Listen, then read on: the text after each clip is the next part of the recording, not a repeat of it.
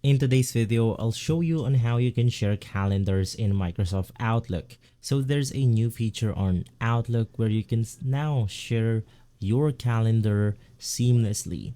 First things first, let's head over to the Outlook web application or website right here. And then we have new buttons for calendar, people, and more. You simply want to click on calendar right here. Inside, you will be able to see all of your calendars. In my case, I'm going to be adding a new one. I'll add a holiday calendar, and from here, I'll then select a random country.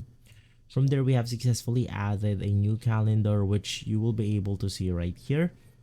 Now, to share your calendar, it's as simple as clicking the share button. It's going to be right here.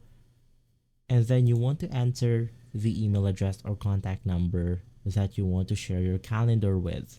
Right after typing an email or contact name, you will be able to select your calendar. So in my case, I have the basic calendar and I have the newly created calendar, which is going to be the Finland holidays. Select the calendar that you want to send and you should be good to go. If this video has been helpful, leave a like, subscribe, and follow Guide to Everything for more videos like this. Thanks for watching.